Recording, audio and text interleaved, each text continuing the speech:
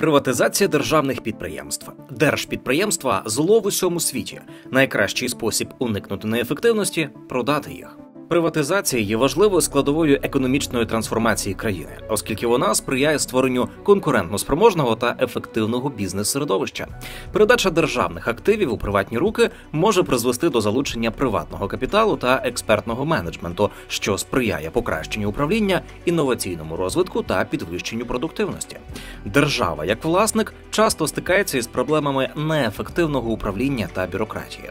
У сучасному світі ринкової економіки державні компанії можуть бути менш конкурентноспроможними через бюрократичні обмеження та політичні втручання. Приватний сектор, навпаки, здатен більш оперативно реагувати на ринкові потреби та ефективно вести бізнес без обмежень, які зазвичай притаманні державним структурам. Крім того, приватизація може стимулювати інвестиційний клімат та створювати нові робочі місця, що сприяє загальному економічному зростанню. Цей процес також сприяє розподілу власності, що сприяє більшій соціальній справедливості та відкритому ринковому середовищу, яке може сприяти інноваціям та розвитку бізнесу. Навіть у державах, які вважалися взірцем вільної ринкової економіки з обмеженим урядовим втручанням, роль держави може посилюватися. Державні компанії, незважаючи на різнобічну підтримку урядів, залишаються неефективними та збитковими та негативно впливають на економічне зростання. Схильні до такого ризику компанії за всіх часів та різних галузей. Ютуб-канал «Ціна держави» дякує нашим патронам, спонсорам на Ютуб, жертводавцям та тим, хто купив нам кави. Без вашої щедрої підтримки цього каналу не існувало б. Якщо ви іще нас не підтримуєте своєю гривнею, то можете це зробити. Посилання в описі.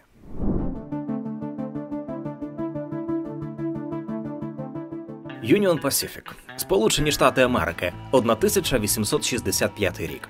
Після закінчення громадянської війни та здобуття незалежності лідери Америки, зокрема Авраам Лінкольн, мали намір з'єднати регіони півночі, півдня, сходу та заходу між собою за допомогою трансконтинентальної залізниці. Так, федеральний уряд заснував Union Pacific, в яку вливалися величезні кошти з бюджету. Проблема в тому, що Union Pacific отримувала кошти за кожну прокладену милю колії. Відповідно, підрядникам було вигідно прокладати якнайдовші шляхи. Це гарантувало більші заробітки. В цей час Джеймс Джером Хілл, канадсько-американський підприємець, без жодної федеральної підтримки збудував залізницю від Сент-Пола до Сіетлу. Велику північну залізницю. Вклавши власні гроші, Хілл був зацікавлений в побудові найкоротшого та найефективнішого маршруту, що сприяло його успіху. Йому вдалося приватними коштами зробити те, чого не змогла зробити Union Pacific з її десятками мільйонів із федерального бюджету. Державна корпорація з самого початку не виходила із фінансових скандалів.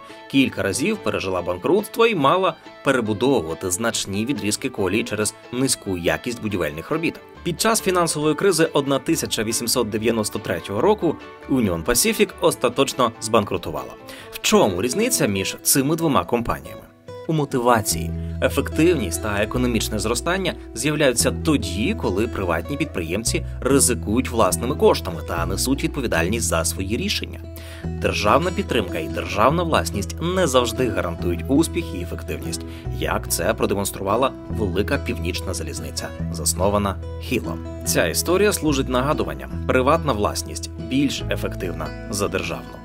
Ще один приклад – Ост-Індська британська компанія, яка не лише обвалила британську економіку, але й призвела до початку боротьби колоній за свою незалежність від Британії. Компанія хоч і була акціонерним товариством, але мала статус заснованої державою компанії. Її заснували у 1600 році під Королівською хартією Єлизавети І з метою розвитку торгівлі між Великобританією і країнами Східної Азії, зокрема Індією. Компанія мала значні привілеї. Британський уряд гарантував їй монопольне право на торгівлю та захист від конкурентів. Спочатку все йшло добре. Кожна експедиція Ост-Індської компанії до індійського субконтиненту приносила шалені дивіденди. Те, що привозилося з Індії, дорогоцінні метали та каміння, тканини, спеції, в Англії продавалося за цінами вчетверо дорожчими. За перші 9 торгових рейсів із 1601 року по 1612 рік компанія вивезла з Англії до Індії товарів на 200 тисяч фунтів стерлінгів, а привезла з Індії до Англії тільки прянощів і шовкових тканин приблизно на 1 мільйон фунтів стерлінгів. Акціонерні компанії теж були у виграші. У 1607 році компанія виплатила акціонерам 500% прибутку за вкладені гроші. У 1660 році прибуток акціонерів компанії становив 250% на акцію. Але з часом фінансовий стан компанії став погіршуватися. Причиною стала банальна корупція менеджменту. Для покращення фінансового стану компанії, яка переважно належала державі, британський парламент пішов шляхом регуляції. У 1698 році надав Ост-Індській компанії монополію на постачання чаю до Великої Британії.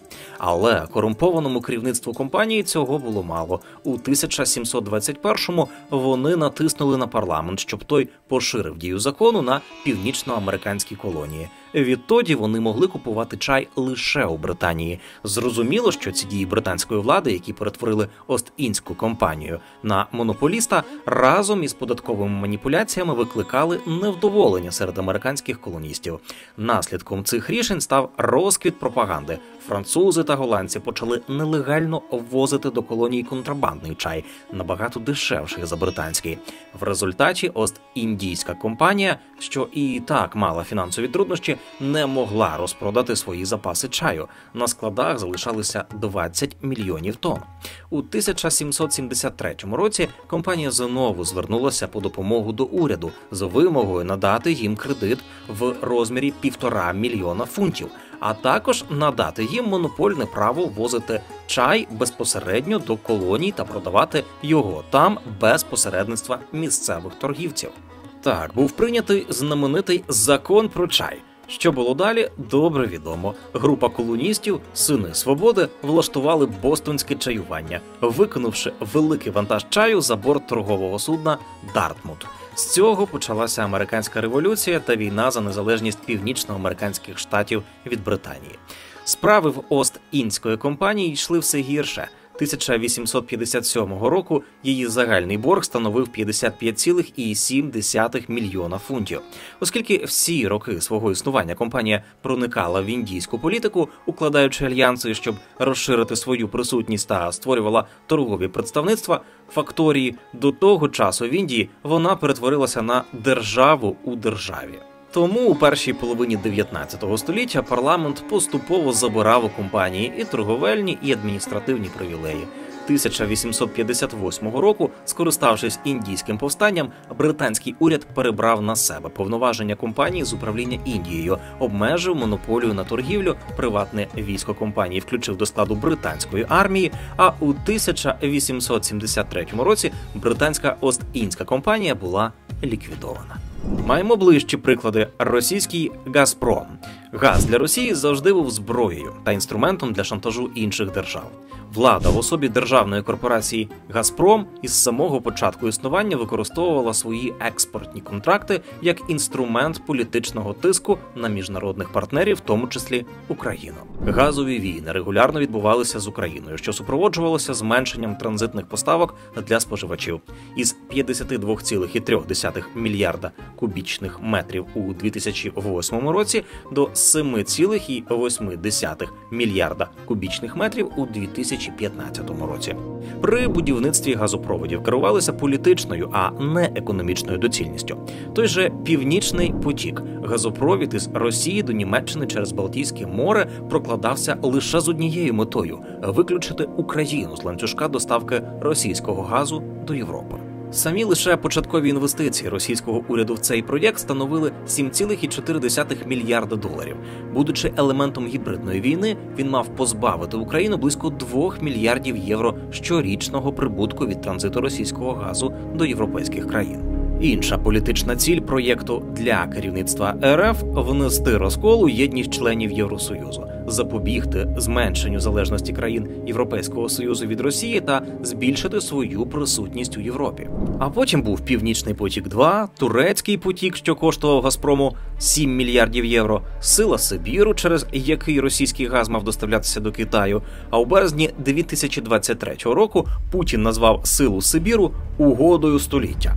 Хоча на той момент Росія продавала по ньому газ по $290 за 1000 кубометрів, що на 70% нижче за європейську ціну.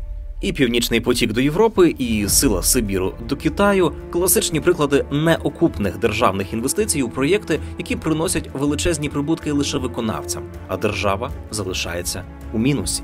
За перші 8 років президентства Путіна ринкова капіталізація Газпрому зросла в 17 разів. У 2008 році газова монополія коштувала близько $350 мільярдів. Амбіції керівництва були настільки сильними, що прогнозувалося за 10 років зростання ринкової капіталізації до $1 трильйона. Для порівняння Apple оцінювався у $526 мільярдів у 2016 році. Проте ця капіталізація не була результатом роботи ефективного менеджменту. Це було досягнуто двома шляхами. Перший – насильницьке поглинання приватних компаній. Наприклад, олігарх Роман Абрамович добровільно примусово продав Газпрому Сібнефть, а до цього він її за безцінь отримав від репресованого бізнесмена Міхаїла Ходорковського. Другий – це космічне зростання цін на нафту і газ у нульових роках. Проте у 2012 році ринкова капіталізація Газпрому склала $111 мільярдів, а у 2016-му вже $57,3 мільярда. Газпром – це типовий приклад мильної бульбашки, яка з одного боку є ринковою компанією, а з іншого перебуває під жорстким державним регулюванням. Звернімося до країн Африки. Нігерійський металургійний завод Аджао Кута, який так і не запрацював. Це приклад того, як державне підприємство перетворилося на машину для заробляння грошей.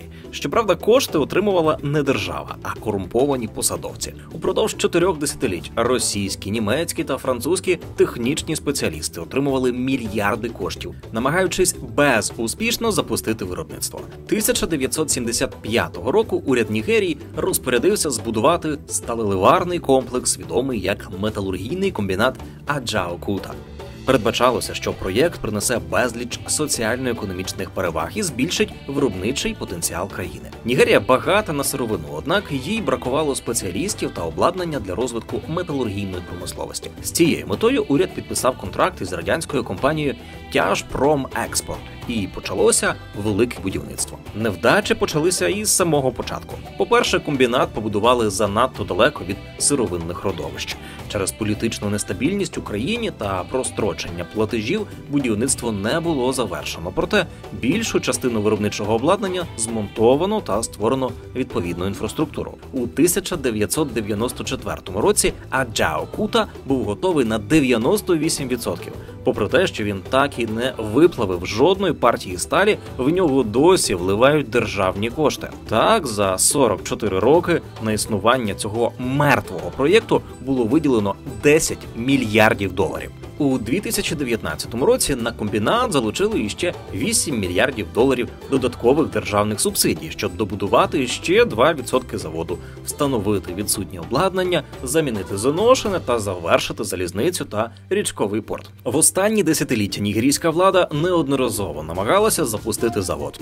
Так, у 2002 році влада під керівництвом президента Олусегуна Обасанджо уклала угоду в межах державно-приватного партнерства з компанією Solgas Energy із Сполучених Штатів Америки. Та цей крок провалився через невиконання угоди. Обасанджо домігся співпраці з Global Infrastructure Nigeria Ltd, що належить індійцям, але спроба також зазнала краху. Компанію звинуватили в розкраданні активів та масовому звільненні з компанії. Після кількох невдалих спроб приватизації уряд Нігерії повернув собі контроль над Аджао Кута у 2016 році. Неуспіх нігерійського металургійного заводу має кілька причин. По-перше, часта зміна урядів, коли кожен наступний мав власне бачення на будівництво та розвиток підприємства. По-друге, призначення неефективних менеджерів, які не були зацікавлені в тому, щоб швидше запустити підприємство, яке приносило країні прибуток. Нігерія, яка багата сировиною, такою як залізна руда, вугілля, природний газ і вапняк, необхідні для виробництва сталі, мала значні шанси стати металургійною Меккою, щонайменше для африканського континенту. Натомість держава так і не змогла запустити непрацюючий завод. Натомість є протилежні приклади. Та ж Японія або Південна Корея, які набагато бідніші за Нігерію у плані мінеральних ресурсів. Але вони входять до десятки країн світу з найбільшим виробництвом сталі. Індійська Air India – це ще один приклад безсистемного підходу уряду до управління державною авіакомпанією. Із самого початку Air India була приватною компанією Tata Group. Її заснував Джахангір Ратанджі Тата. У 1948 році уряд Індії, у прагненні прибрати до державних рук усі найперспективніші сектори, придбав 49% акцій компанії, а у 1953-му повністю націоналізував її.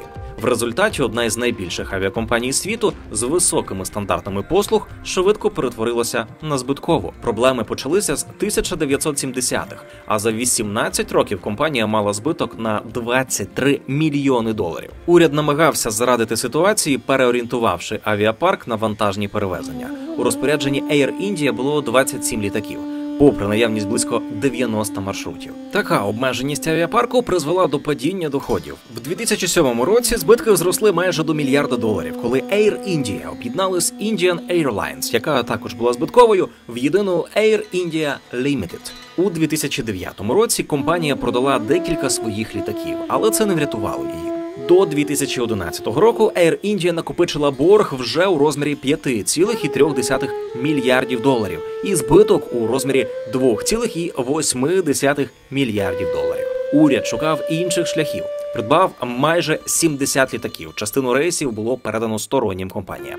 Але виникла інша проблема – з навчанням пілотів. Головними клієнтами Air India були індійські посадовці. Дуже зручно було літати зі своїх штатів до Нью-Делі коштом компанії. Коли справи пішли зовсім кепсько, влада вирішила приватизувати Air India.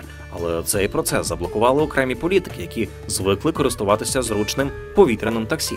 Наприклад, вони не допускали деяких учасників до тендеру. Але зрештою, уряд Індії схвалив приватизацію. У 2018-му було оголошено про продаж 76% акцій Air India. Та було пізно. Жодна приватна компанія не виявила інтересу до купівлі авіакомпанії, адже тоді довелося б сплачувати і її гігантський борг. І лише коли уряд коштом платників податків зменшив обсяг заборгованості на $3,8 мільярда, у 2021 році 100% акцій компанії було викуплено за $2,3 мільярда тією самою Tata Group, у якої компанію забрали майже 70 років тому. Цей приклад ще раз доводить, що бізнес, яким керує держава, із часом стає монополією, оскільки такі компанії отримують від урядів певні преференції або спеціальні умови ведення бізнесу. Тому уряди можуть дозволити собі бути неефективними. Зрештою, йдеться не про їхні власні кошти. Натомість, жоден приватний бізнес не може дозволити собі бути неефективним перед обличчям невпевної конкуренції, тому що він швидко стане неплатоспроможним. В Україні також є чимало прикладів невдалого управління державними компаніями. Наприклад, «Нафтогаз», який просто використовують як гаманець для відмивання коштів. «Нафтогаз» був створений для постачання природного газу споживачам країни, засновником та єдиним акціонером якого є держава. Проте компанія з самого початку своєї історії неодноразово потрапляла у різні скандали. Її звинувачували у непрозорій діяльності, а її менеджмент – корупційних діях. Перший гучний скандал трапився у 1999 році, коли «Укртрансгаз», дочірня компанія «Нафтогазу», загубила 305 мільйонів кубічних метрів газу на $85,5 мільйонів. У підсумку «Нафтогаз» пішов на мирову угоду і повернув втрачений газ приватній компанії, через що зазнав збитків. У 2006 році у «Нафтогазу» знову виник газовий борг – 11 мільярдів кубічних метрів, а також штраф за порушення контрактів в обсязі понад 1 мільярд кубів перед компанією Фірташа «Росукренерго». Коротко кажучи, менеджмент «Нафтогазу» приймав рішення, які шкодили компанії, бо був контрольований тодішнім міністром палива та енергетики, регіоналом, партнером Фірташа Юрієм Бойком. Саме вишки Бойка стали одними із найбільш резонансних корупційних скандалів. У 2011 році Україна придбала 2 бурові установки, які мали б качати газ з шельфів Чорного моря. Під час роботи Бойка главою Міненергетики Чорноморнафтогаз, що належить НАК «Нафтогаз», придбав бурову платформу сінгапурського виробництва за $400 мільйонів. У британської компанії Highway Investment Processing. Установки обійшлися вдвічі дорожчими, ніж якби купувалися не через посередника, а у заводу-виробника Keppel. За домовленостями, вартість кожної установки пропонувалося завищувати на $150 мільйонів, які мали йти колишньому президенту Януковичу та його оточенню. Бойко проходив у справі свідком, проте Генеральна прокуратура так і не встановила його причетності. Привласнені гроші були розподілені між усіма учасниками схеми. У 2014 році під час анексії Криму обидві установки захопила Росія. Чому «Нафтогаз» був таким неуспішним? Причин кілька. Перша – непрямий вплив уряду на компанію. «Нафтогаз» кілька років поспіль був збитковим, і цей дефіцит покривався з державного бюджету. Наприклад, у 2014 році дефіцит «Нафтогазу» України був профінансований на 110 мільярдів гривень. За це заплатили з кишень українських платників податків. Ще один важіль впливу уряду на компанію через підвищення тарифів. Так, у 2015 році тарифи на газ підвищили до економічно обґрунтованого рівня. Взамін уряд виділив близько 24 мільярдів гривень на субсидії для населення, у 5 разів менше, ніж фінансування компаній із державного бюджету. Зараз споживачі сплачують 7 гривень і 96 копійок за 1 кубометр газу, плюс ціна доставки в залежності від регіонів. Наприклад, у Дніпропетровській області споживачі сплачують 1 гривню і 26 копійок за кубічний метр, у Закарпатській 1 гривню і 99 копійок. І скоро тарифи підвищуватимуть іще більше. Прогнозують ціну від 11-12 гривень, або ще й більше, до 16 гривень за 1 кубічний метр. Підвищення тарифів на газ для населення було спробою налагодити ситуацію із збитковістю компанії. Втім, це не допомогло позбутися дефіциту «Нафтогазу» в наступному періоді. В результаті у 2015 році дефіцит складав 90 мільярдів гривень, в тому числі через падіння курсу гривні. Справа в тому, що платежі за імпортний газ істотно впливають на валютний ринок та є вагомим фактором тиску на гривню. Тому імпорт природного газу – це великі валютні витрати. Так, з 2006 до 2015 року на імпортний газ було витрачено 87,9 мільярдів доларів США. Тобто газ закуповувався по європейських цінах, але тарифи для населення залишалися не ринковими та стабільно низькими. Експерти Кейс Україна підрахували, що якби ринкові ціни на газ запровадили б не з 2014-го, а на 10 років раніше, то курс гривні станом на 2015 рік зупинився б на позначці 18,5 гривень за долар, а не 22 гривні. З першої причини випливає друга. Низькі тарифи не покривали витрат «Нафтогазу» на закупівлю газу для потреб населення. Споживання природного газу у 2014 році склало 42,6 мільярда кубічних метрів. Власного видобутку було 20,5 мільярдів у 2014-му, і цього не вистачало. Така кількість забезпечувала лише половину внутрішньої потреби. 85% загального видобутку газу, це 17 мільярдів кубічних метрів, було видобуто компаніями «Нафтогазу». Укргазвидобування, Укрнафта та Чорноморнафтогаз. Решта, 3 мільярди кубічних метрів, припала на приватні компанії. Крім того, через анексію Криму в березні 2014-го було втрачено видобуток Чорноморнафтогазу. Решту блакитного палива довелося імпортувати. У 2014 році обсяг імпорту склав 19,5 мільярдів кубічних метрів. Його ціна була більшою за тарифи для населення, які занижували протягом багатьох років. Причину цього легко пояснити. В Україні люблять політиків-популістів, які стараються для народу, і тим, хто прийшов до влади і планував вигравати і наступні вибори, простіше було вручну затримати тарифи, ніж дозволити їх підвищити та обґрунтовувати своє рішення населенню.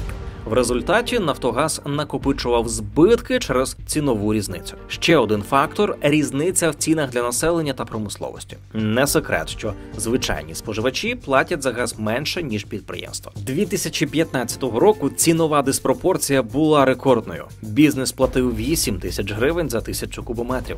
Населення вдвічі менше – 4400 гривень. Така різниця створила сприятливе середовище для корупції. Газ, оплачений за цінами для населення, часто був спрямований на споживання промисловими виробниками, а різниця створила корупційний дохід, який відмивався, а дефіцит, що при цьому виникав у компанії, покривався за рахунок держави. Невідповідність ринковим тарифам призвела до падіння власного видобутку. За даними Укргазвидобування, воно щорічно не перевищувало 1 мільярд кубометрів, а також збільшила імпортозалежність. Влада зобов'язувала державні видобувні компанії продавати газ «Нафтогазу» для потреб населення за регульованою ціною. До 2015 року така ціна складала 349 гривень за 1000 кубічних метрів, або $44 за курсом 8 гривень за долар. І за даними «Нафтогазу» не покривала собівартості видобутку газу, не кажучи про капітальні інвестиції в розробку нових родовищ. З березня 2015 року закупівельну ціну на газ для державних компаній було підвищено до 1590 гривень за 1000 кубічних метрів, або $76 за курсом 21 гривня за долар. Від цієї ціни видобувні компанії віддають до бюджету рентні платежі за користування надрами до 70% реалізаційної ціни. Отже, для Укргазвидобування, яка є основною видобувною компанією, після сплати ренти чистий дохід від реалізації склав 477 гривень за 1000 кубічних метрів, або $24, що не покриває граничних витрат на видобування газу, які становили близько $25-35 за 1000 кубів. Таким чином, з підвищенням закупівельної ціни підвищилась і рента, що знівелювало позитивний ефект від запровадження ринкових цін. Хто за таких умов буде зацікавлений у збільшенні видобутку газу або інвестиціях у нові потужності та модернізацію? Низькі ціни на енергоресурси для населення позбавили сенсу й ідею енергоефективності. Навіщо вкладати кошти у лічильники, вікна або утеплення, якщо ці витрати на фоні тарифів виглядають космічними? Так, при заміні засобів обліку вартість встановлення лічильників окуповується лише за 10-15 років. Жодної мотивації для інвестицій у енергоефективне обладнання та технології не було. Натомість українці зосередилися на тому, щоб добитися субсидії від уряду. За статистикою, сім'ї, які отримують житлову субсидію і мають знижку на опалення, споживають на третину більше природного газу, ніж ті, хто платить повну вартість. Через штучно низькі ціни таким чином субсидіювалось тільки надлишкове споживання. До речі, нівелювалася і сама суть субсидій. Їх надавали не лише найвразливішим категоріям населення, а й цілком заможним споживачам. При цьому останні використовують більше газу. Наприклад, споживання газу у великому заможному котеджі під Києвом так само дотується з бюджету за рахунок податків всього населення країни, як і споживання малозабезпеченого сільського будинку. В результаті, до того, як газові тарифи були приведені до ринкового рівня, «Нафтогаз» не мав змоги розвиватися, не було зроблено жодних кроків у напрямку енергоефективності. Компанія погрузнула у боргах. Інвестувати у видобуток або модернізацію не було жодного сенсу. Зрозуміло, що занижені роками ціни на газ були більше інструментом задобрення населення, який під час виборів стає електоратом, аніж зваженою політикою. Починаючи з 2014 року, нова команда менеджменту НАК «Нафтогаз» на чолі з Андрієм Коболєвим провела низку реформ, які дозволили позбутися залежності від російського газу. Відтоді компанія закуповує газ у європейських постачальників на прозорих ринкових умовах. Під новим керівництвом державна компанія із чорної діри державного бюджету перетворилася на найбільше джерело надходжень держави. У 2017 році «Нафтогаз» вперше за свою 20-річну історію отримав найбільший прибуток. Виплати до держбюджету склали 110 мільярдів гривень, або близько 15% доходів бюджету.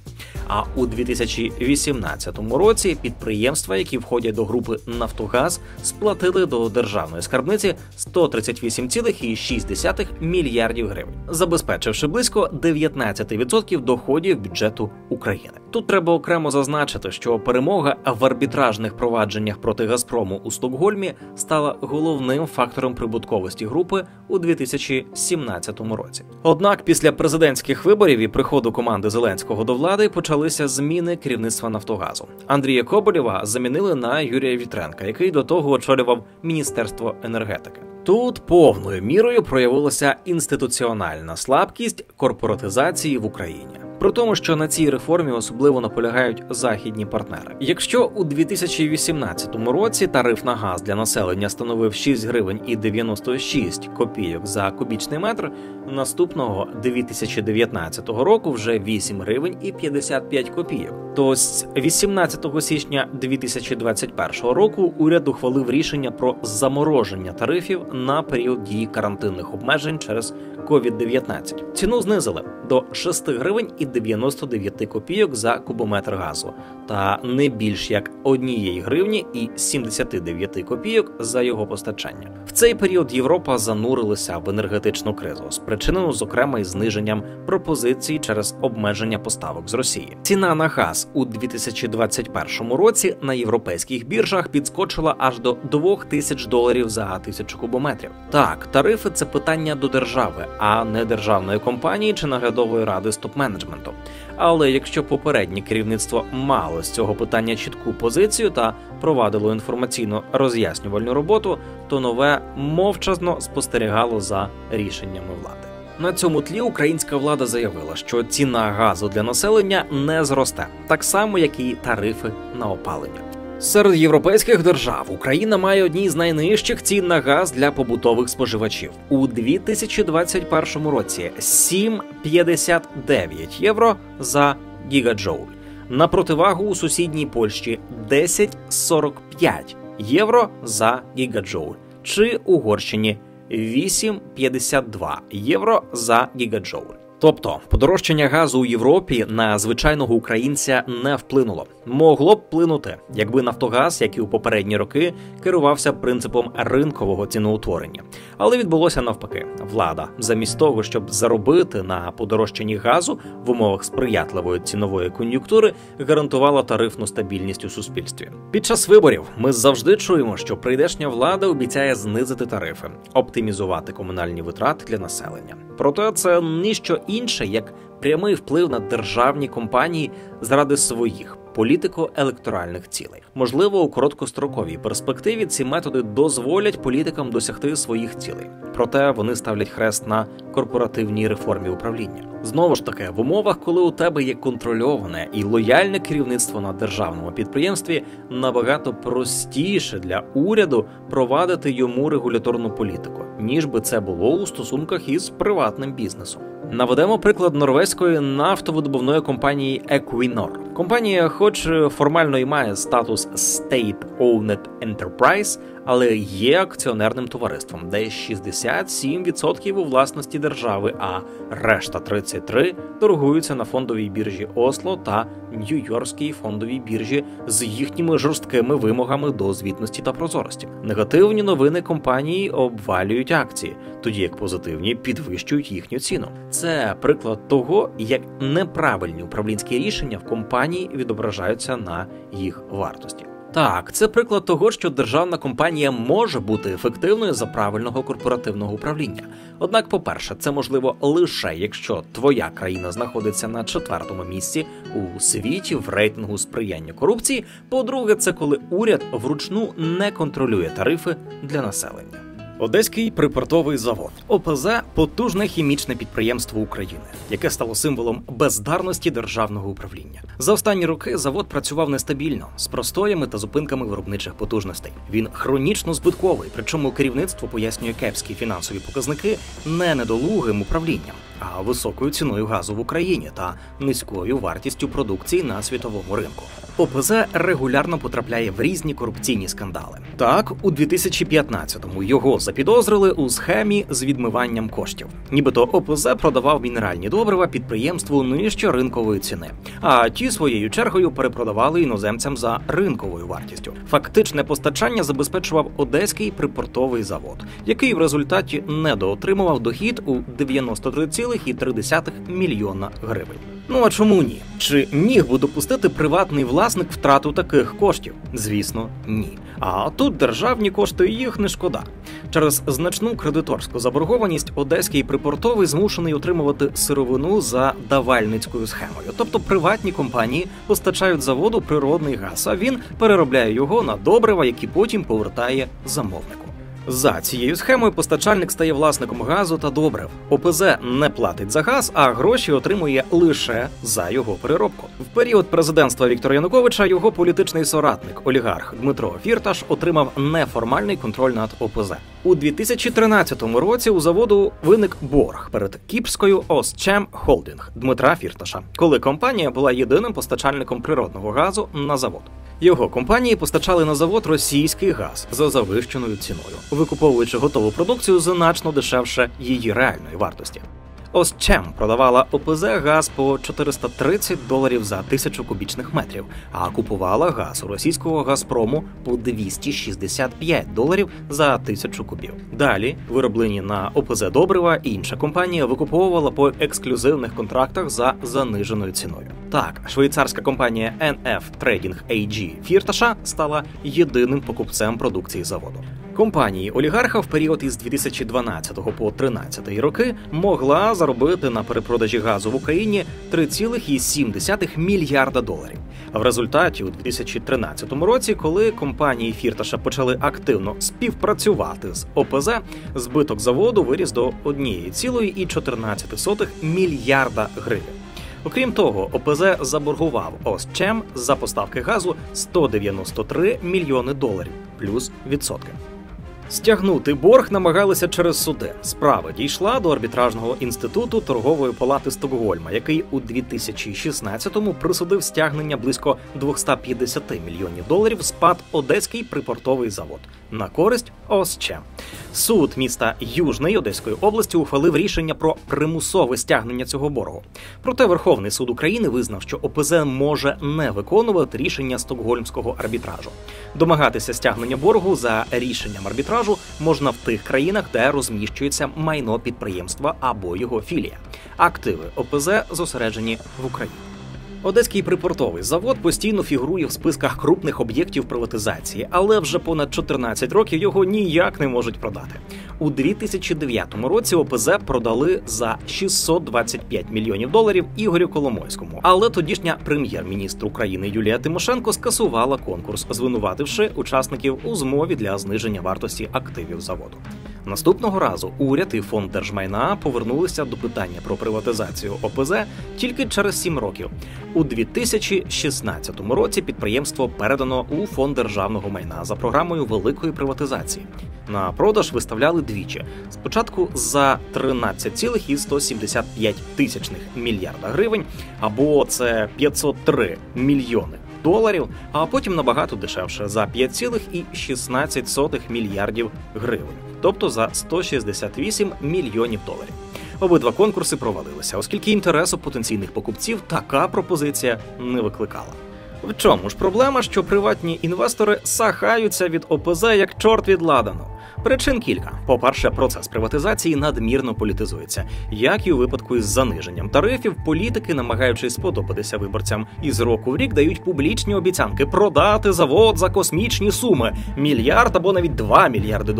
Фонд держмайна змушений завищувати стартову ціну на аукціоні, як це було у 2016-му. По-друге, відбір учасників торгів у процесі приватизації недостатньо прозорий, і білі бізнесмени намагаються триматися від нього подалі. По-третє, величезну шкоду інвестиційній привабливості ОПЗ завдає його складне фінансове становище і накопичені борги. Після Революції Гідності і зміни влади контроль над ОПЗ перейшов до рук оточення Порошенка та представників його тодішніх політичних союзників з Народного фронту.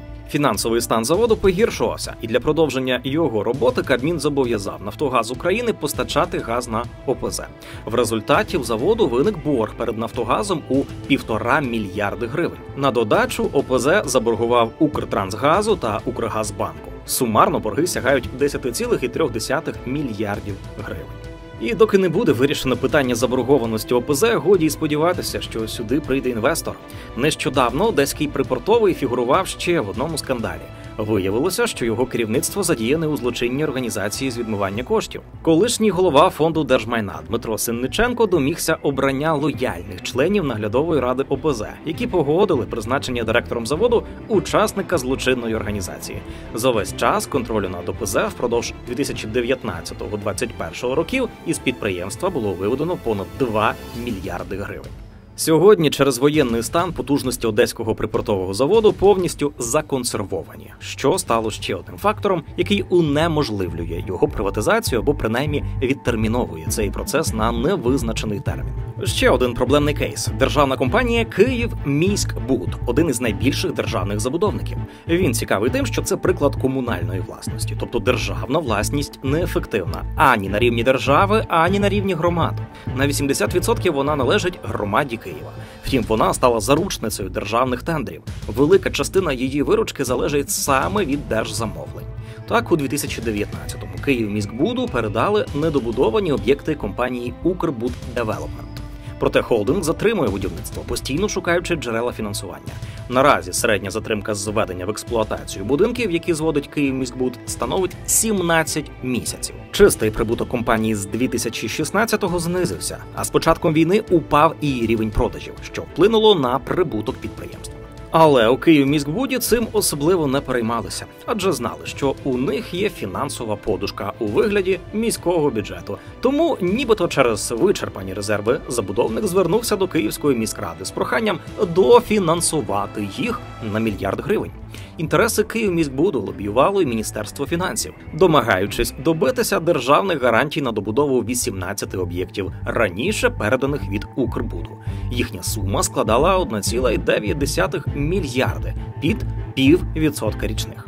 Жодного ризику, якщо забудовник не зможе обслуговувати кредит, за нього це зробить держава. Законом про державний бюджет передбачено наявність держгарантій для проблемних будівельних проєктів, яких по всій країні налічується близько 190. Однак на сьогодні привілейовані умови фінансування отримали всього 10% таких майданчиків. Але ці пільгові державні гарантії всього лише вишенька на торті з численних бонусів, які «Київміськбуд» вже отримав від держави в межах своєї соціальної місії. Одним з таких бонусів держкомпанії є вирішення питання законності ділянок. Найяскравіші приклади – ЖК «Артхаус» і ЖК «Чарівне місто», які збудовані на ділянці Міноборони.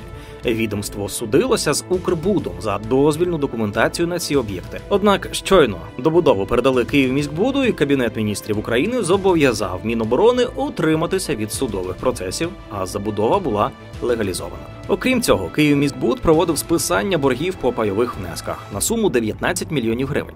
Компанія здає будинки з порушенням будівельних норм і правил. Наприклад, ЖК «Харківський» здавали без сертифікатів енергоефективності та технічних паспортів. В ЖК «Гармонія» не проводили випробування обладнання інженерних систем. Це є наочним підтвердженням використання владою державних підприємств для просування власних інтересів. Символом корупції та неефективного управління стала урядова дорожня компанія «Автомобільні дороги України». Вона здійснює ремонтно-будівельні роботи по всій країні та постійно звітує про хронічні збитки. В рейтингу фінансової стабільності за прозорістю посідає 18-ту позицію. Загальна прозорість – 57%. За стійкістю – 32-ге місце, загальна оцінка – 3,6 з 10. За 3 роки збитки Укравтодору зросли у понад 1,5 рази. Понад половину українських доріг обслуговує саме компанія «Автомобільні дороги України». Також їй підпорядковуються дочірні підприємства – облавтодори, які розташовані в усіх областях. Керівництво компанії повідомляє, що переважна більшість дочірніх підприємств мають борги, а дорожня техніка є застарілою і для її оновлення потрібне значне фінансування. Ситуацію можна було б вирішити інвестиціями у розвиток та модернізацію, але державна компанія в цьому не зацікавлена. Так, у 2020 році 10 дочірніх підприємств автомобільних доріг України отримали чистий прибуток у 85 мільйонів гривень. Водночас 21 підприємство повідомило про чисті збитки у розмірі 215 мільйонів гривень. Держаудитслужба проводила ревізію держкомпанії «Автомобільні дороги України», включаючи підконтрольні їй дочірні підприємства. Було виявлено низку порушень на суму понад 368 мільйонів гривень, серед яких зафіксовано втрат та недотримання фінансів на 173 мільйони гривень. Стає очевидно, що дієвого контролю материнської допомоги за господарською діяльністю дочок немає. Порівняємо середню вартість 1 кілометру дороги державного автодору та приватних компаній. Будівництво та ремонт доріг замовляється тендерами через систему ProZorro. На ремонт доріг Укравтодором в межах програми «Велике будівництво» було розподілено 85 мільярдів гривень. Найбільше підрядів на суму 48,3 мільярди гривень в 2020 році отримали 3 компанії – «Онур», «Автомагістраль Південь» та «РДС». Для того, щоб порівняти вартість будівництва та обслуговування доріг державною компанією та приватною, зробимо прості розрахунки. Згідно з відкритими даними про завершені тендери, найдорожчим видом робіт цих компаній є нове будівництво. Вартість 1 кілометру дороги становить в середньому 90 мільйонів гривень. В другому місці – реконструкція. За 1 кілометр становила 38 мільйонів гривень за 1 кілометр. Капітальний ремонт коштує в середньому 21 мільйон гривень за 1 кілометр. Та поточний середній ремонт – 10,8 мільйона гривень за 1 кілометр. Водночас, за даними Укравтодору, згадаємо, що на програму «Велике будівництво» було спрямовано 85 мільйонів гривень, середня вартість нового будівництва 1 кілометру автодороги першої категорії з асфальтобетонним покриттям становить 170,6 мільйонів гривень. Другої категорії – 77,4 мільйона гривень. Третьої категорії – 69,6 мільйона гривень. Четвертої категорії – 39,4 мільйона гривень. І п'ятої категорії – 11,3 мільйона гривень. Так, вартість автодоріг залежить від категорії автомобільного шляху. Чи то міжнародного, національного, чи місцевого значення. Тим не менше, різниця колосальна. Будівництво з нуля від держави коштує 170,6 мільйона гривень, а від приватного підрядника – 90 мільйонів гривень. Кошти і ресурси продовжують втрачатися. Натомість влада намагається вдавати ефективне державне управління. Окрема історія – українські державні банки. Після націоналізації Сенсбанк, колишнього Альфа-банку, їх стало 6. Це означає, що держава контролює понад 55% банківського сектору. До державних банків теж є чимало питань. Як відомо, неплатоспроможність банку визнається, коли він має недостатньо капіталу. Регулятор НБУ висуває вимоги, банки повинні відповідати економічним критеріям, а саме мати достатній капітал, бути здатними задовольнити потреби вкладників і залишатися платоспроможними. Коли ці вимоги не виконуються, виникає ймовірність банкрутства і втрати коштів вкладників. Тоді на допомогу приходить уряд, який може підтримати фінансово та врятувати ситуацію. Звісно, коштом платників податків. Команда Кейс Україна провела дослідження щодо ефективності витрат держави на фінансування цих банків. Державні банки – валіза без ручки. З'ясувалося, що витрати платників податків на підтримку державних банків за останні 12 років у період з 2008 по 2020 роки складають 370,7 мільярдів гривень або 21,4 мільярдів доларів. Проблеми держбанків викликані непокритими кредитами, накопиченими банками до кризи. Їхня операційна діяльність була недостатньо прибуткова, щоб покрити втрати за такими проблемними кредитами, які банки не визнавали роками. Кошти, втрачені з державного бюджету, йдуть на кілька напрямків. Перше – націоналізацію приватних банків під час фінансових криз періоду 2008-2009 та 2014-2016 років. Всього уряд перевів у державну власність 4 банки – Укргазбанк, Родовідбанк, Банк Київ і Приватбанк.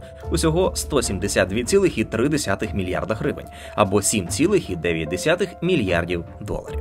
Друге – збільшення статутного капіталу банків, які від самого початку створення належали державі. Значні витрати на докапіталізацію Ощадбанку та Укрексімбанку.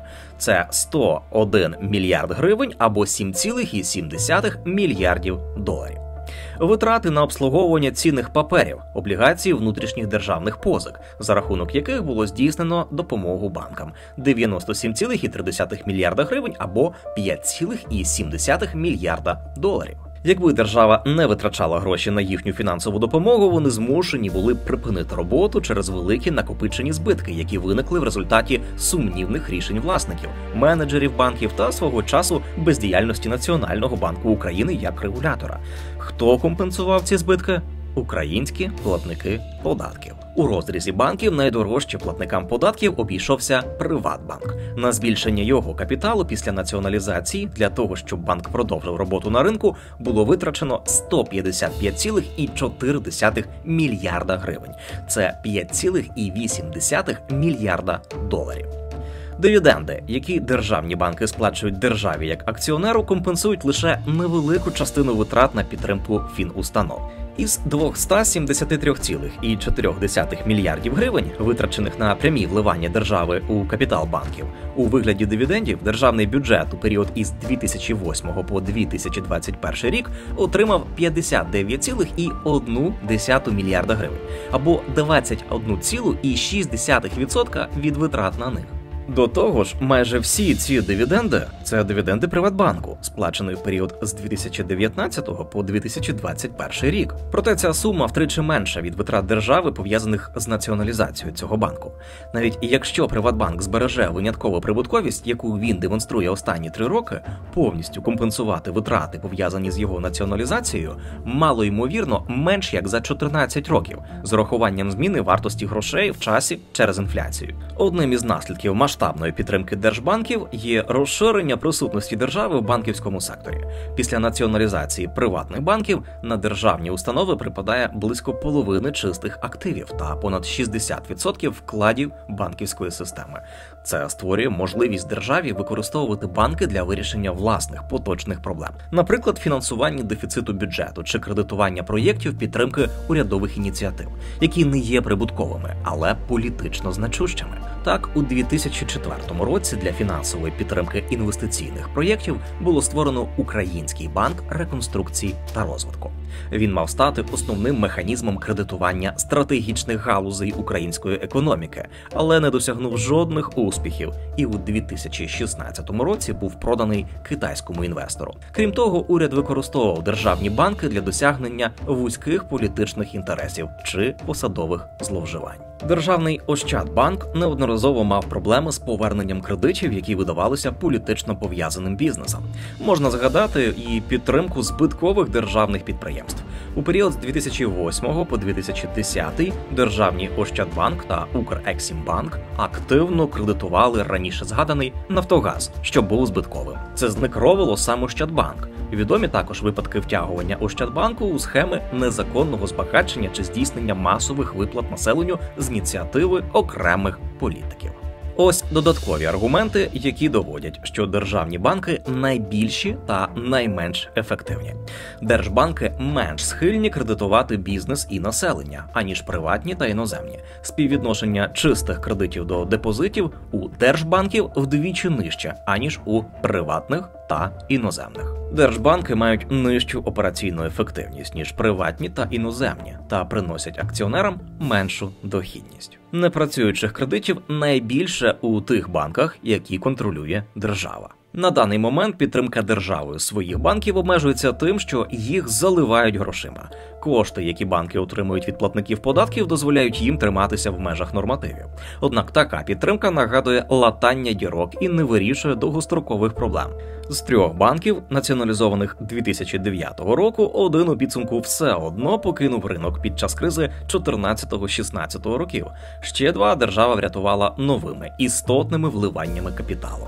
Це показує неефективність витрат на державний банківський сектор, що є прямим результатом державної власності та недоліків державного управління в Україні. Керівники державних банків майже не мають стимулів збільшувати прибутковість, на відміну від їхніх колег у приватних банках. Їм це просто не потрібно, адже вони впевнені, що в разі виникнення проблем вони завжди отримують фінансову підтримку з державного бюджету.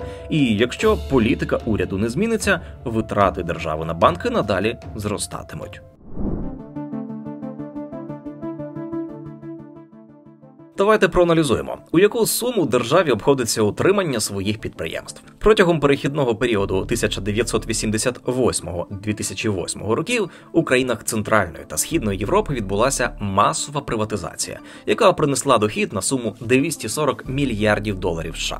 Світовий досвід підтверджує, що державні підприємства в більшості випадків збиткові і менш прибуткові, ніж приватні компанії. Згідно з дослідженням, проведеним компанією Xstrat на замовлення Copley Fund Research, аналіз 6600 компаній з 61 країни показує, що акції державних підприємств приносять інвесторам менший прибуток, ніж акції інших публічних компаній. В цілому, за 11 років загальний дохід від акцій державних підприємств становить менше 10%.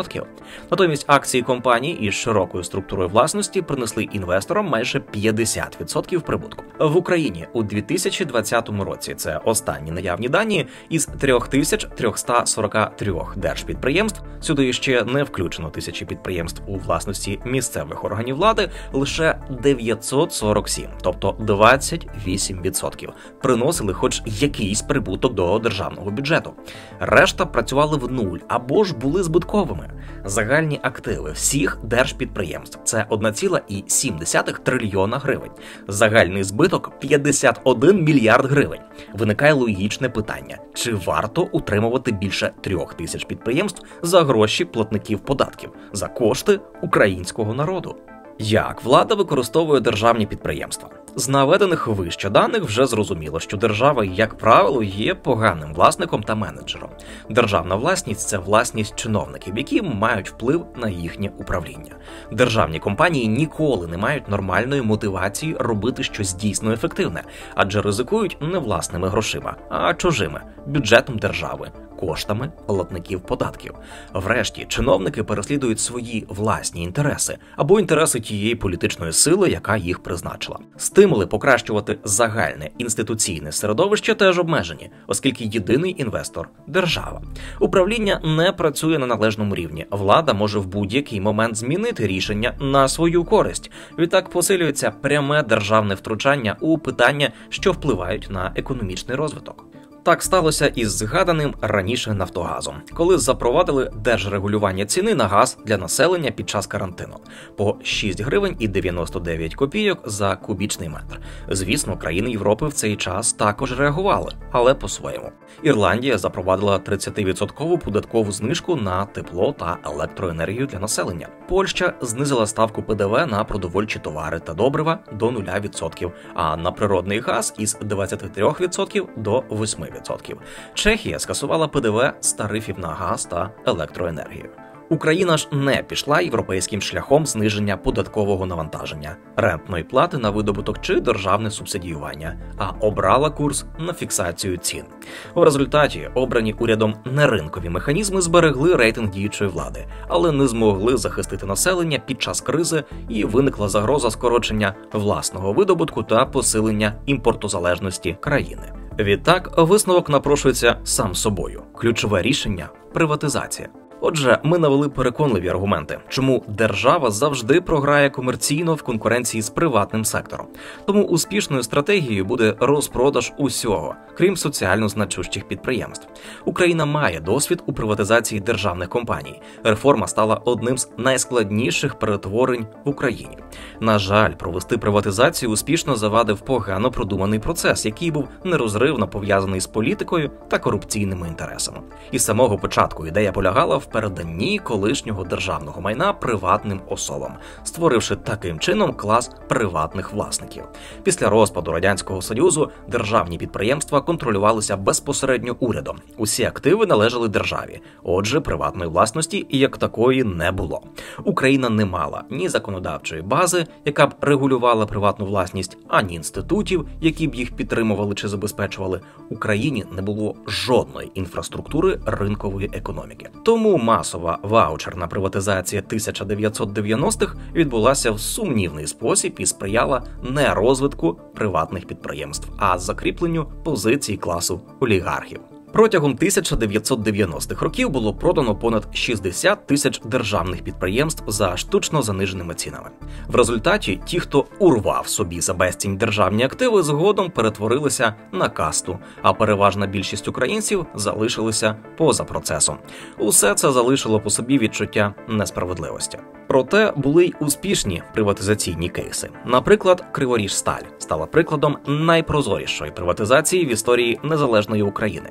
У 2004 році компанію було виставлено на приватизаційний конкурс з оціночною вартістю 4,26 мільярда гривень, близько 800 мільйонів доларів. Покупцем став промислово-фінансовий консорціум «Інвестиційно-металургійний союз», засновники Рінат Ахметов і Віктор Пінчук. Продаж заводу майже одразу було оскаржено, адже очевидно, що актив продали за заниженою ціною на неконкурентній основі. Після зміни влади у 2005 році Господарський суд Києва визнав продаж акцій Криворіжсталі незаконним. Активи повернули фонду держмайна. Уряд почав підготовку до реприватизації, оголосивши ціну продажу близько 10 мільярдів гривень, тобто 2 мільярдів доларів. Процес ускладнив спротив політичних лідерів. Проте конкурс все ж таки відбувся. Переможцем була визнана одна з найбільших металургійних компаній у світі – Metall Steel Deutschland, яка заплатила за 93% пакет акцій Криворіжсталі 24 мільярди і 200 мільйонів гривень, тобто 4,8 мільярдів доларів, що майже у 2,5 рази перевищувало стартову ціну і в 6 суму, отриману за підприємство у 2004 році. Після Революції Гідності 2014-го приватизація державного майна продовжувала буксувати через корупційні інтереси. Утім, вона стала поштовхом для реформ корпоративного управління держпідприємств. Багатообіцяючим початком став раніше згаданий «Нафтогаз» – перша державна компанія, у якій було запроваджено практику корпоративного врядування згідно з керівними принципами Міжнародної організації економічного співробітництва та розвитку. У 2015 році Україна прийняла рішення відмовитися від імпорту російського газу і купувати енергоносії на європейському ринку. Однак для такого кроку потрібні були гроші. Європейський банк реконструкції і розвитку був готовий надати для цього кредит «Нафтогазу», проте вимагав нарешті розпочати корпоратизацію компанії. У результаті реформи корпоративного управління у групі «Нафтогаз» передали значну частину управлінських повноважень наглядовій раді, сформованій за результатами прозорого конкурсу. Так була сформована перша в історії підприємства наглядова рада, що складалася із 3 незалежних членів і 2 представників держави, яка визначалася засновником та єдиним акціонером компанії. Це дозволило відійти від практики використання компанії в цілях політичних інтересів, натомість підвищилась ефективність врядування у компанії. Прозорість прийняття рішень сприяла збільшенню довіри з боку міжнародних партнерів. Також прикладом зміни стимулів на рівні державних підприємств стала перемога «Нафтогазу» над «Газпромом» у Стокгольмському арбітражі у 2018 році. Керівництво компанії вперше в історії «Нафтогазу» взяло участь у захисті національних інтересів України. За принципом «бери або плати», прописаним у контракті 2009 року, Україна мала щороку купувати 52 мільярди кубометрів газу або, навіть не купуючи, оплачувати його вартість. «Нафтогаз» звернувся до суду з вимогою переглянути ціни у контракті на постачання газу з урахуванням ринкових умов. «Нафтогаз» домігся компенсації у сумі 4,63 мільярдів доларів щодо недопоставлених погоджених за минулі періоди обсягів газу для транзиту. На реформі корпоратизації державних підприємств наполягали міжнародні партнери. Тому у 2018 році процес пожвавився. Уряд створив незалежні наглядові ради у 5 великих і важливих державних підприємствах – Укрзалізниці, Укренерго, Укрпошті, Адміністрації морських портів України та Міжнародному аеропорту Бориспіль, а пізніше у кількох інших державних підприємствах. Після 3 років тиску з боку міжнародних фінансових організацій Україна також ухвалила закон про корпоративне управління в державних банках у 2018 році. А у 2019 році уряд створив незалежні наглядові ради в Ощадбанку, Укрексімбанку та Приватбанку. Того ж року був прийнятий новий закон про приватизацію, який мав на меті спростити продаж великих та малих підприємств. У 2020 році реформу розпочали у топ-15 найбільших державних компаній. Попри значний поступ у приватизації, говорити про повноцінний процес було зарано. Жодного великого держпідприємства приватизовано не було, а чимало аукціонів відкладали або скасовували. Крупним і, на жаль, неефективним власником великої кількості активів в українській економіці залишалася держава. Окрім традиційних перешкод, політичного протистояння та корупції, процес приватизації гальмували і об'єктивні обставини. Спочатку процес перервала пандемія COVID-19, а потім повномасштабне вторгнення Росії. Чимало великих українських держпідприємств зіткнулися з фізичним пошкодженням унаслідок обстрілів або зазнали збитків через падіння попиту та зростання витрат. Серед постраждалих найбільші держпідприємства, переважно інфраструктурні, такі як Укрзалізниця, Укрпошта, Адміністрація морських портів України та Міжнародний аеропорт Бориспіль, підприємства енергетики і нафтогазові. Частина з цих підприємств стояли у черзі на приватизацію, але тепер вони ще й отримали нові завдання від уряду, а їхня роль в економіці під час війни істотно зросла. І оскільки на них покладено додаткові соціальні зобов'язання, вони не можуть перейти до нових приватних власників. Отже, підсумуймо, чому державні підприємства апріорі неефективні і є злом для платників податків. По-перше, топ-менеджмент не зацікавлений у розвитку таких підприємств та підвищенні фінансових показників. Їхнє головне бажання – особисте збагачення через корупційні схеми.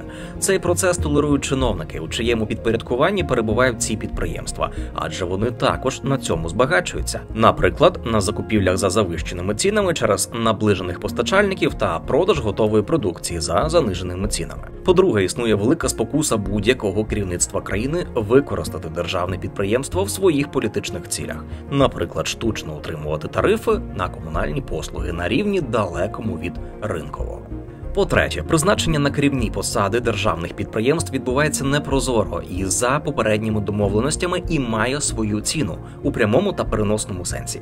На такі посади не має шансу пройти людина, нелояльна до влади або не готова приймати рішення на користь певних політичних сил. По-четверте, повна безвідповідальність керівників підприємств. За законом, власником державних компаній є народ України, тому теоретично його керівництво звітує перед українцями. Проте на практиці український народ не має такого права, як, наприклад, акціонери приватної компанії, прийти на збори та переобрати керівництво у разі незадовільних фінансових результатів та падіння вартості акцій компанії. Топ-менеджмент відповідальний лише перед тими, хто його призначив, і де-факто керується не ефективністю роботи підприємства, яке йому вірили у відповідальність, а рівнем задоволення тих політиків та чиновників, що призначили його. Напрошується очевидний висновок. Держава апріорі гірший власник, ніж приватний. Держава у порівнянні з приватним власником не має достатньо грошей, щоб інвестувати та створити ефективне підприємство. Втручання держави у вигляді регулювання, неефективність і часто корумпованість топ-менеджменту роблять державні підприємства переважно збитковими, які потім потребують вливання коштів платників податків, аби тримати їх на плаву. І ці кошти зводять на нівець. Єдиний вихід – продовжити реформу передачі майна у приватну власність. Потрібно максимально використати потенціал та можливості приватного капіталу та ринку. Державі залишаються притаманні для неї функції регулювання та реалізація політики. Для ефективної приватизації важливим є захист інвестицій та покращення інвестиційного клімату. Це стабільність, справедливе оподаткування, верховенство права, працююча судова система, ефективна робота правоохоронних органів. Тільки системне функціонування всіх важелів та інструментів влади може стати основою успіху реформи приватизації. Після закінчення війни Україну чекає масштабна відбудова і швидке економічне відновлення. А це неможливо без комплексного пакету реформ. Тим більше, що це є однією з головних передумов на шляху до вступу до Європейського Союзу. У нас є всі шанси стати справді європейською країною, заснованою на демократичних інститутах. Для цього необхідний перехід до вільної, ринкової економіки з добре захищеними правами власності та ефективним функціонуванням ринкових механізмів. Результатом цих реформ має стати якомога менша кількість державних підприємств і якомога більше приватних, з якісним та вмотивованим корпоративним управлінням.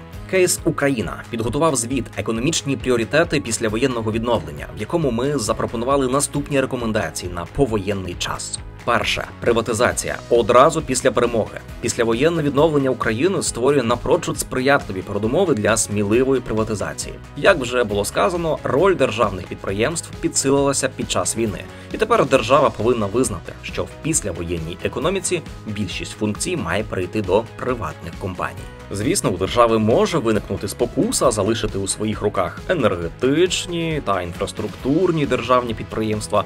Проте, як свідчить міжнародний досвід, краще запровадити сильне незалежне регулювання, що їй доведеться зробити в межах євроінтеграції, аніж намагатися будь-що зберегти ці компанії у своїй власності на шкоду самим компаніям та економіці.